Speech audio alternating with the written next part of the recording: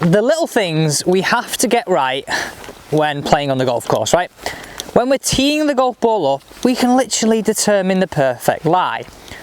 So what is the right tee height for our irons, hybrids, fairway woods, and driver? And how can this help us actually hit it so much better? Hi guys, I'm Alex Elliott, PJ Golf Professional. Today we're discussing the perfect tee heights for irons all the way through to driver. Let's start with our long irons, or actually any iron. So if you're hitting into a par 3, or you're taking an iron for safety from the tee, this is the tee height I would use. Now, I have a massive superstition. I can only use with an iron broken tee pegs. Sounds terrible. I will break one in my pocket, or I'll hopefully try and find one on the tee to use as opposed to using a full length one. Odd, I know. Get in those comments if you have any of those random superstitions. The most random superstition could get a prize. So let's have a look who's got the most random one. Get down there in those comments, everybody. Okay, so have a look at this close up here. This is what I would do to tee a golf ball up with an iron.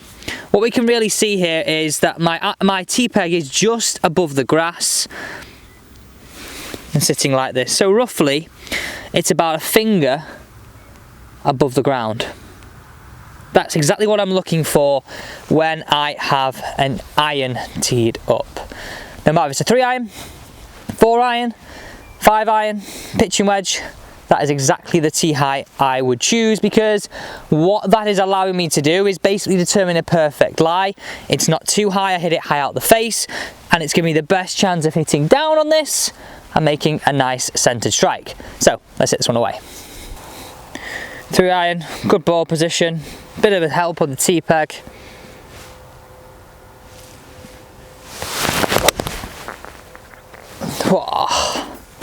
Just gives you the best chance of hitting that golf ball away.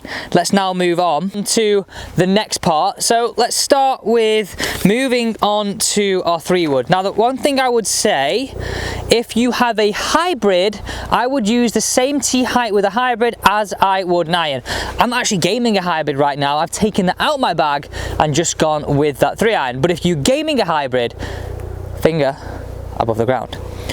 Superstitions are out again. I'm sorry everybody, but we have to go with the broken tee peg again. I'm really sorry. So I'll give you a bit of a close-up actually. Here's one of my, here's my new club. I've gone 5-wood. Now, how nice is that looking? Matte look to it. This thing's a weapon. So let's discuss tee heights with this one. I now go, and I don't want you to be so perfect with this, it's more of a guide. Let's go 2 fingertips above the surface, where the bottom of the ball sits. Really nice and simple. We want it to be a little bit higher than we would with an iron, because what we're looking to do when this ball is teed up with a fairway wood is have quite a shallow angle of attack. What we're looking to do with an iron is have a steeper angle of attack, okay? Nice and simple.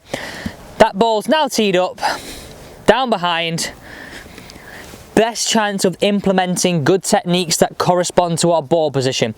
And make sure you stick around to the end, because I'm going to tell you exactly why tee height has to go up as you go through the bag.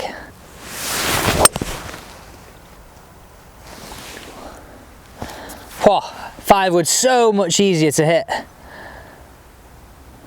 Moving on to the final part, okay, driver.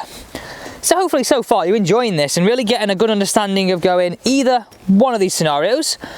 Yes, it's confirming I'm right, or actually, you know what, I'm teeing that up a little bit wrong.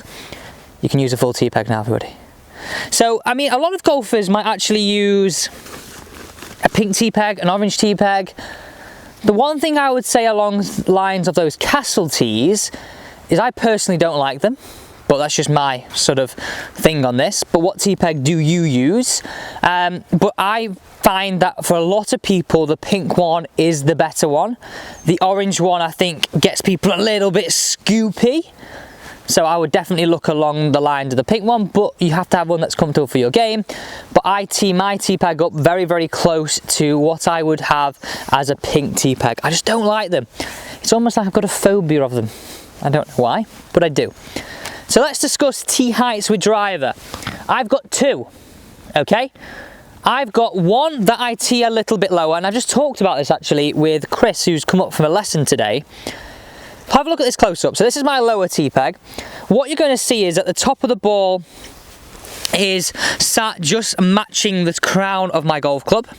I would class this as my fairway finder tee height. We're going to get fun though. We want bombs away tee height, and this is one where the scenario would suit me. A wider fairway, good wind, not into the wind, downwind, wide fairway, we can give it a go. Okay, one where it's not a high demanding tight fairway, okay? Tee it a little bit higher. So I have half a ball above the face, and this allows me to get a little bit more aggressive and really promote just a slight upwards hit. And that would be the one there which would reflect a pink tee height. The first one would probably be the white one, a little bit lower of that. Set this one away, and it's really important you do stick around for this final part, because it really explains the arc of the golf swing and why when you put the ball more forward in your stance, you have to have it higher up. Let's set this one away.